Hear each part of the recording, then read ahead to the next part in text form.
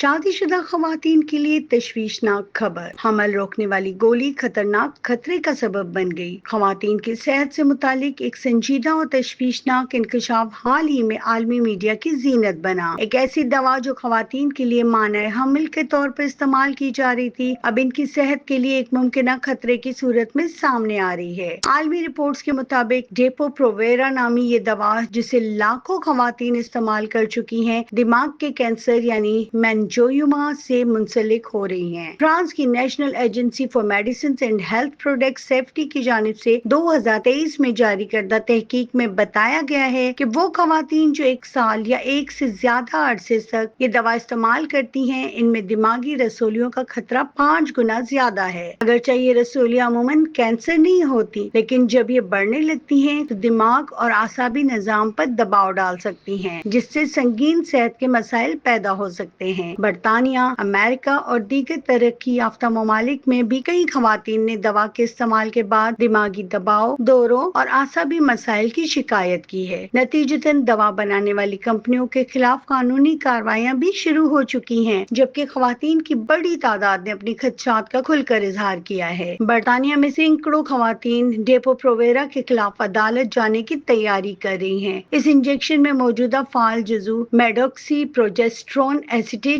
ہے، جو پاکستان میں بھی مختلف ناموں سے دستیاب ہے، جیسے کہ ڈیپو پروویرا سہیلی، فیمیلیا، میڈروکسی ڈیپو اور میگسٹیرون۔ صرف ایک انگلینڈ میں ہر ماہ اس دوا کے 10,000 سے زائد نسخے جاری کیے جاتے ہیں۔ ایک متاثرہ خاتون 18 سالہ جیسیکا بلیک کی کہانی نے سب کو چونکا دیا ہے۔ جیسیکا کو جنوری 2024 میں یہ دوا دی گئی تھی اور اس کے بعد اسے 20 سے زائد دورے پڑ چکے ہیں۔ اس کا کہنا ہے کہ اسے پہلے کبھی کوئی ایسی بیماری نہیں تھی، اس لیے اس کی طبیعت بہت خراب ہونے کی سب سے بڑی وجہ یہی دوا ہے۔ ڈاکٹر این ہینڈرسن، جو ایک سابق گائناکولوجسٹ ہیں، انہوں نے اس دوا کے خطرے کی تصدیق کی ہے۔ ان کا کہنا ہے کہ صرف حیض کے کنٹرول کے لیے ایسی دوا تجویز کرنا ایک خطرناک طبی غلطی ہے۔ انہوں نے خواتین پر زور دیا ہے کہ وہ اپنی صحت کے بارے میں مکمل معلومات رکھیں اور خود سے یہ سوال ضرور کریں کہ آیا یہ دوا ان کے لیے محفوظ ہے یا نہیں۔ امریکہ میں تقریباً 400 خواتین نے دوا ساز کمپنی فائرز اور دیگر اداروں پر الزام لگایا ہے کہ انہوں نے اس دوا کے خطرات سے آگاہ کیے بغیر اسے فروخت کیا ہے۔ برطانیہ میں بھی خواتین قانونی مدد لینے اور دعوے دائر کرنے کا سلسلہ جاری رکھے ہوئے ہیں۔ اس انکشاف کے بعد برطانیہ کی medicines and health care products regulatory authority MHRA نے فائرز کو